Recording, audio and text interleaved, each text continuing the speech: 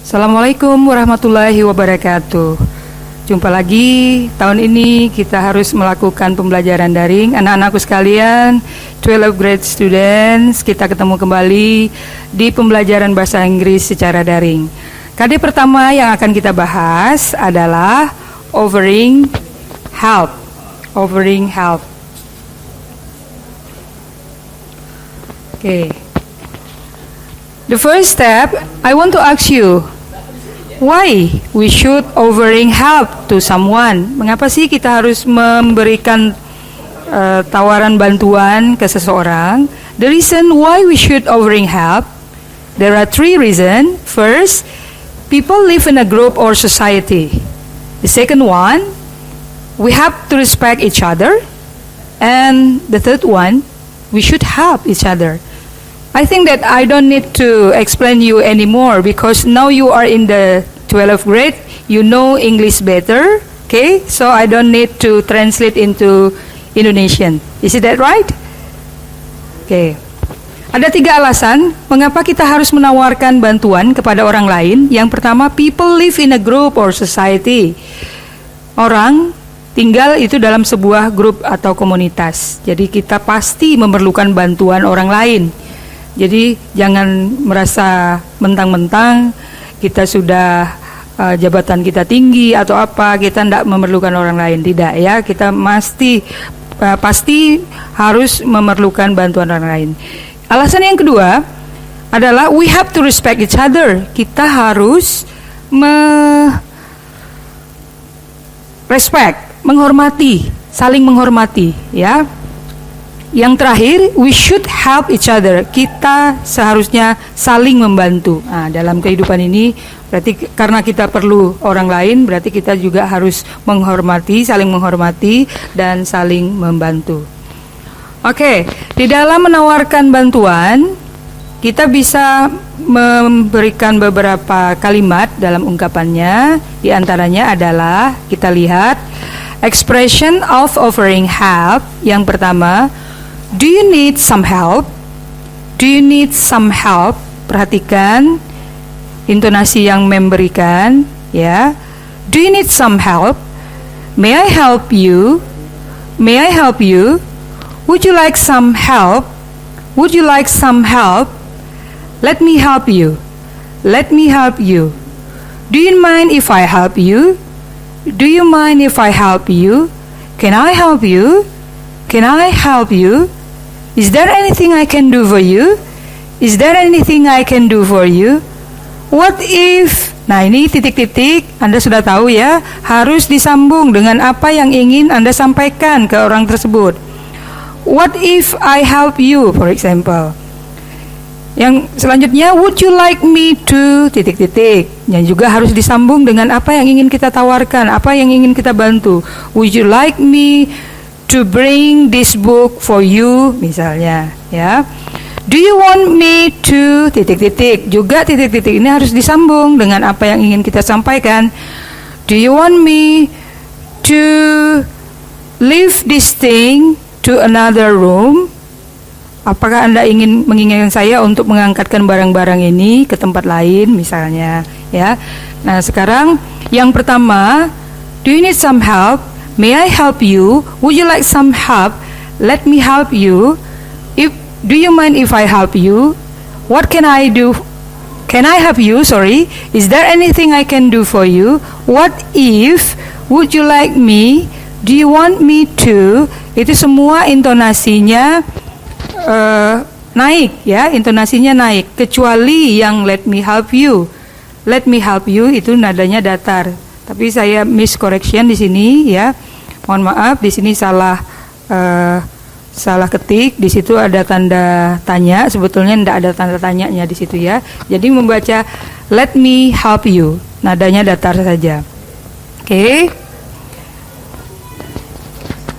Nah, ini adalah beberapa ekspresi atau ungkapan yang bisa kita gunakan ketika kita accept to offer, accept the offer of help. Accept berarti menerima. Jadi ungkapan menerima tawaran bantuan. Misalnya ada orang yang mengatakan, Bu Yeti, May I help you to bring this book to your room? Saya bilang, oh, that's very kind of you. Thank you. Berarti saya menerima tawaran bantuan yang dia berikan. Ya, jadi ada 5 ekspresi yang bisa kita gunakan. Yang pertama, that's very kind of you. Thank you. You are so helpful. Thanks. Thank you for helping me. Thank you for your help. Yes, please.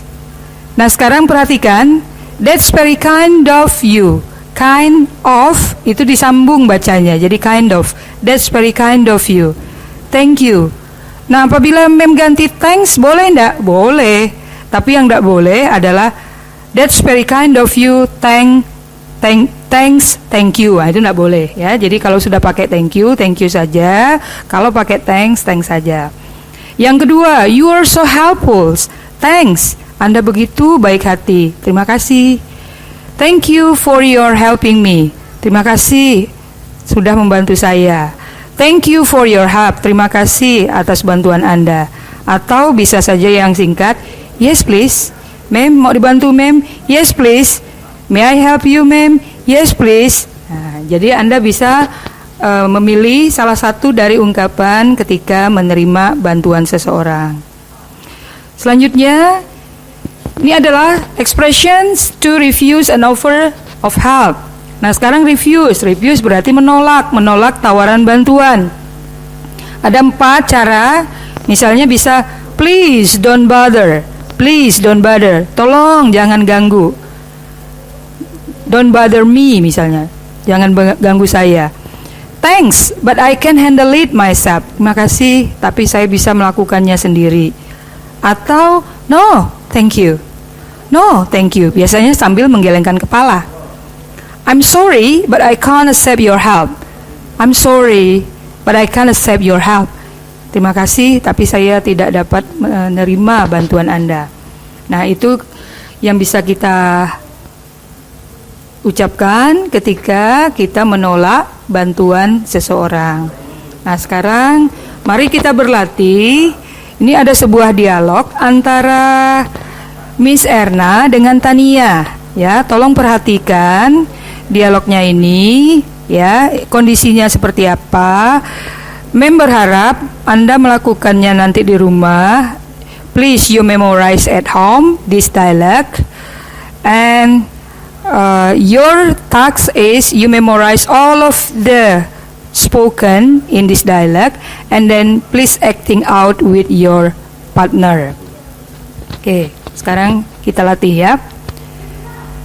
Hello, Tania speaking. Who is it? Hi Tania, it's me Erna. Oh hi, Miss Erna. Sorry to bother you this morning. Well, I need your help. It's okay, miss. So, what can I do for you? Well, I have a seminar out of town, maybe for a couple of days. Would you mind helping me to take care of the plants? Sure, Miss Erna. I would be glad to help you. Oh, thank you very much. So, what should I do with the plants? Just water them every afternoon. I will give you the gate key before I leave. Okay, miss. Thank you, Tania. You are welcome. So, you do this dialogue with your partner.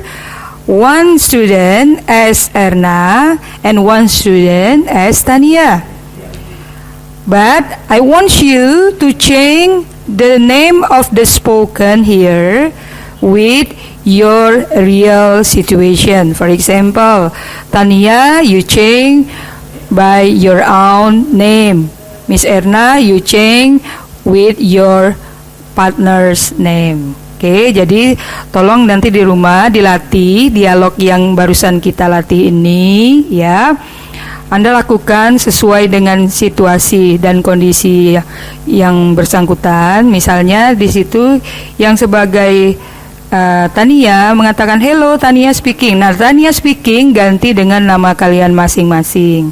Kemudian yang Erna, nama pasangan ngomongnya juga diganti dengan nama teman kalian yang diajak berbicara, ya. Oke. Nah, sekarang setelah melakukan dialog, mengharapkan kalian mengisi evaluasi ini.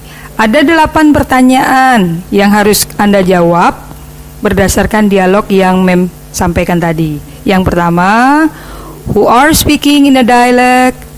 Number 2, when does the dialogue take place? Number 3, who call first? Number 4, what kind of help does Miss Erna need? Number 5, does Tania refuse or accept Miss Erna's request? Number 6, where does Tania do the request? Number 7, when does Tania do the request? Last one, or number 8, find the expression of asking for and accepting favor. Okay? Is it clear for you? So I just need you to write down your answer in your own book, and then please answer it in a short answer. Jawab dengan jawaban yang singkat saja. Okay? I hope that it is clear for you. This is my first KD. Thank you very much for your joining and watching me. Thank you. Assalamualaikum warahmatullahi wabarakatuh.